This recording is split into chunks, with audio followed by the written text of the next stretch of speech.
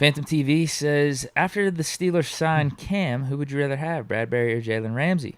Rooks not included. Okay. If I'm picking between the... Oh, dang. That's tough because I was leaning Bradberry because he would be cheaper. But with Ramsey having that under 20 cap hit, we ain't tripping on any rookies. And Ramsey's younger. Yeah, I was about to say, I like Ramsey then. Yeah. I would go Ramsey then. Yeah, especially with the cap hit stuff. Yeah, I would definitely go Ramsey because Bradbury's going to be having a new deal. So new deal is always going to have new money associated with it. And then we're going to be trying to figure out how much of a raise is he looking for from his work in Philly because Bradbury's going to get a nice contract. But yeah, I would probably go Ramsey then if it was between those two, knowing the cap situation with Ramsey's contract. I'm going Ramsey too. I'm going to take this a step further, though. Mm-hmm. If we actually are trading for Jalen Ramsey, do we bring back Cam Sutton? Probably not. Because Cam's going to probably get between a $7 to $9 million contract. Yeah. So it'd probably be Ramsey and Wallace. Wallace. Or actually, you probably could. It just depends on how big that number is. If not, I would probably say Levi and then keep Akello maybe. Because he's going to be the cheaper between him and Will Jackson. Are we trading one of those two? What you mean? Are we trading Levi or Akello maybe? No. I'm thinking... Deal for Ramsey? See, I thought it was going to be we just probably some picks for some money. You know? Like that whole ordeal.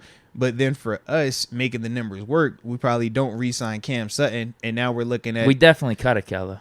Well, Akello's only at 4 right now. So once again, it's like you might mess around and keep him as a $4 million option and Levi Wallace as your other guy. Them two battle it out opposite Jalen Ramsey versus you cut Akello, you cut William Jackson, you lose Cam Sutton to free agency, and now you're looking at Levi Wallace and Pierre. What are we doing in the slot?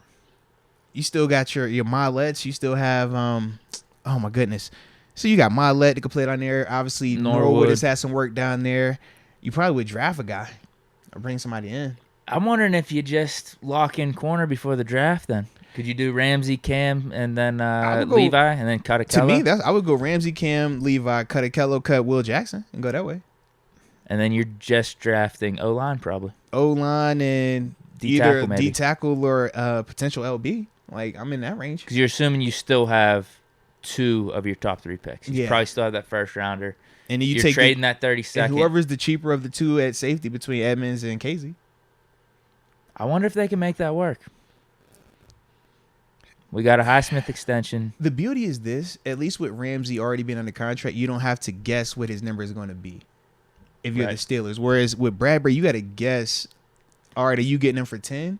Or is there another team that's going to come over here and want to push it to 12? Like when we talk Gilmore, when we talk J.C. Jackson and those guys, when they were getting done in New England, it's like, dang, man, yeah, we want this dude, but how much is he going to cost? You know, he's about to hit the open market. What is he going to command? And if we hop in, is another team going to hop in with that and now run that price up? And you're getting Ramsey on the low. Yeah. This would be the time to do low risk, it. high reward. This is the type of move the Patriots did, bringing in Darrelle Revis whenever they traded for Randy Moss. Yeah. You know, they had a down year. Things just weren't working out with their former team. Their stock's down. But you know they're an all-time talent, and you just take that risk. He is still in the prime of his career, just based off the age, 27, 28. No, you watch him. He's still athletic as heck. The difference is this. Is he starting to slip a little bit? Sure, but he's not slipping against average. He's slipping against elite. But he's used to being the guy that can match up with elite. Your Jamar Chases, your Justin Jeffersons, your Stephon Diggs, you're like that type. He's used to being the guy that one-on-one, no help. That's what he was. Now it's taking a step down from that, but he's still going to be able to whitewash anything else that show up, like get it up out of here. You know what I mean? Because he is still ultra athletic, super smart, healthy, and can still play at a high level. It's just we're talking about when he has to face the 1% of the 1%ers, like the unicorn guys. That's where he's started to slip a little bit. I'm sure you could still put him on an island against Chase you still at times. Put him on it, yeah. It's just instead of it being 60 minutes of it, you're trying to get 30 minutes of it or 40 minutes of it. Like we talked about with the Chiefs offensive line versus the Eagles D-line.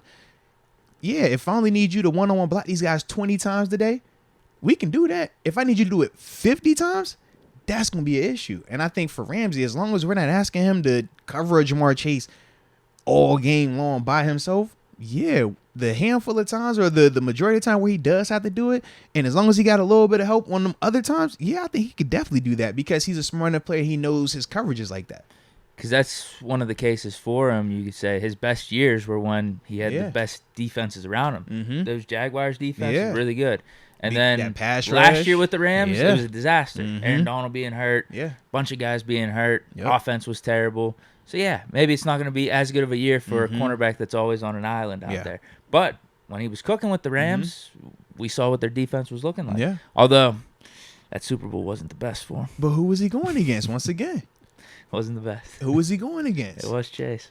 We're talking about It was Higgins too, right? Higgins on the other side. And how are people talking about Higgins right now? They don't talk about Higgins as some, oh man, he's just all right. They're like, nah, this dude, he's legit number one right now. Like, that's what he's shown. So that's my thing. Like when I'm watching Rams, I'm like, bro, if those are the handful of times like we tripping on, I can make that work. You know, like you could definitely make that work. The T. Higgins one was borderline offensive pass interference, right?